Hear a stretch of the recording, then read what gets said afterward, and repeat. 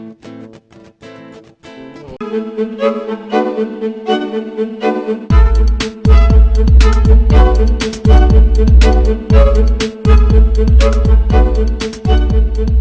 me tell you about Codex Alimentarius.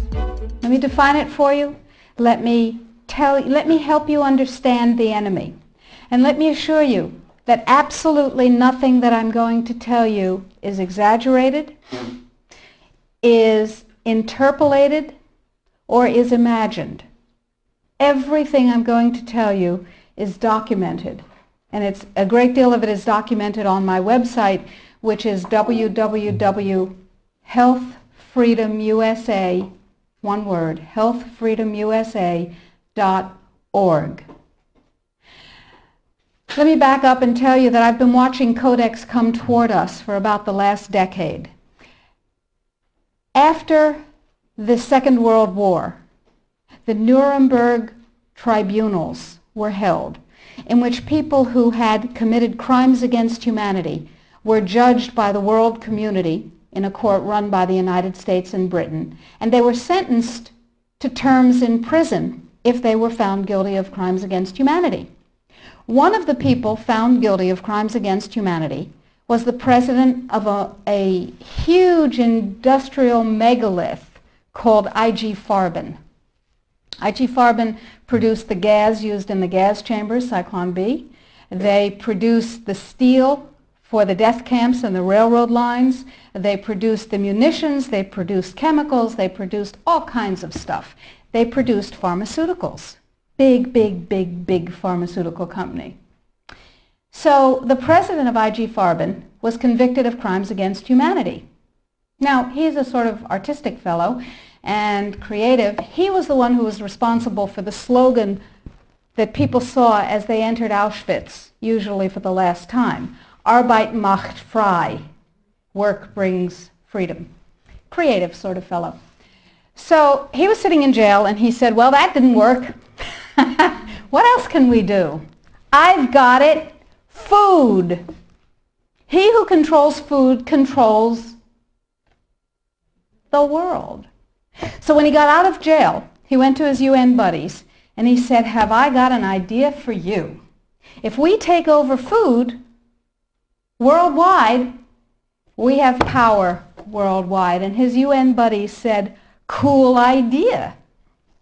And so they created a trade commission. That's a very important pair of words, a trade commission called the Codex Alimentarius Commission. It is not a public health commission. It is not a consumer protection commission. It is a trade commission. Trade is about what? Money. Business. Trade is about profit. Well, they said in 1962, we're going to work toward total global implementation of Codex Alimentarius on December 31st, 2009. Long term. And they set up a bunch of committees on fish and fishery, fats and oil, fruits and vegetables, ground nuts, nutrition and foods for special dietary uses, and so on. There are currently about 27 Codex committees, a huge bureaucratic monstrosity. It's immense. Codex has promulgated well over 4,000 guidelines, standards, and regulations on everything which can legally be put into your mouth, with the exception of pharmaceuticals. They are not part of Codex. Important. Now, here's the history of Codex Alimentarius before 1962. The Austro-Hungarian Empire said, we need rules by which the courts can rule on cases involving food. So we'll have regulations and rules that the courts will enforce. That's how they get their weight. That was called the Codex Alimentarius, and it was put into place around 1893 and lasted until the end of the Austro-Hungarian Empire in the First World War. So the idea was there in the Germanic tradition. We need rules, lots of rules, lots and lots of rules. We need a lot of rules. Let's have rules for everything to do with food. So it was sort of a natural extension for the German industrialists to say, we'll go back to the good old days of Codex Alimentarius, back when we had them in the Austro-Hungarian Empire. Cool. So they started promulgating their rules and regulations, and they were voluntary. They were sort of guidelines. Now, Codex Alimentarius Commission is administered by the World Health Organization, WHO, and the FAO, the Food and Agriculture Organization. They fund Codex and they run it at the request of the UN. So they're mommy and daddy to Codex Alimentarius. And that's very interesting because they're supposed to be about health and food worldwide. Some conflicts of interest that we'll talk about. So Codex started promulgating regulations and rules. The World Trade Organization, you see, accepted Codex when the World Trade Organization was formed in 1994. Okay? They said, well, how are we going to decide trade disputes around food if we don't have a set of rules? I know. We'll accept the Codex Alimentarius rules. And all the members of the WTO worldwide will, get ready for an Orwellian term, harmonize with our standards, with the Codex standards. If two countries go into the World Trade Organization dispute resolution process, and one of them is Codex compliant, and one of them is not Codex compliant, the one that is Codex compliant automatically wins regardless of the merit of the case. People are using Codex compliance as a weapon in a much bigger economic battle. So, every country in the world is racing to do what? To become Codex compliant. And you have to remember that Codex does not serve consumer well-being, does not serve health. It serves what I call the 5 bigs. Big pharma, big chema, big biotechna, big agribiz, and big medica. Little you and little me are not served by Codex in the least.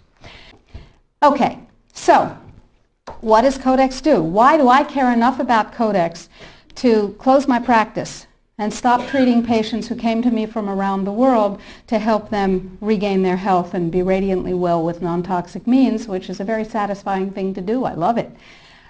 And it also provided me with an income. That was nice. Nutrients under Codex not only are limited to those nutrients on the positive list, and we anticipate there will be 18 of them. What we're talking about is waking up one morning and being very surprised to find that high-potency, therapeutically effective, clinically significant nutrients are now illegal in the heroin is illegal. Not available with a prescription, illegal. If these nutrients have any impact on the human body, they are illegal. That's just the vitamin and mineral guideline. Let's talk about milk. Because under Codex, every dairy cow on the planet must be treated with Monsanto's recombinant bovine growth hormone. Furthermore, every animal on the planet must be treated with subclinical antibiotics. Must be treated with subclinical antibiotics and must be treated with exogenous growth hormones. Codex requires, mandates that all food be irradiated unless it's eaten locally and raw. 9 of the 12 worst organic chemicals known are pesticides, not surprisingly, because they kill things. And of course, we have many processes and enzyme systems that are very much like insects and other pests, so they're not too good for us. But Codex has different ideas. Codex has brought back 7 of the 9 forbidden POPs that 176 countries banned worldwide. Dieldrin, aldrin, hexachlorobenzene. And the food that is imported from other countries that contains these substances cannot be stopped at our borders, because otherwise it would be, God forbid, a trade violation. That's how Codex works. Codex, according to the World Trade Organization and the Food and Agriculture Organization joint projections. Now, I didn't make this up. Please, if you unfastened your intellectual seatbelts, put them back on again. If you do the numbers in the WHO FAO projections, the epidemiological projections, they estimate, not I, because what do I know? They estimate, they're the experts, that just the vitamin and mineral guideline alone, when it goes into global implementation on December 31st, 2009, will result in a minimum of 3 billion, that's B, bad, big, billion deaths. 1 billion through simple starvation. Those folks who die are not particularly economically successful from the point of view of the corporations. When you're starving to death, how much good can you do when the issue is how much can you buy? Not a lot. Forget them. But the next 2 billion, they will die from the preventable diseases of undernutrition. So we're talking about food regulations that are in fact the legalization of mandated toxicity and undernutrition. It will be illegal if there's a famine in, wherever there's a famine, to ship high nutrient density biscuits to that country, and it will be illegal to distribute them. That's what we're talking about.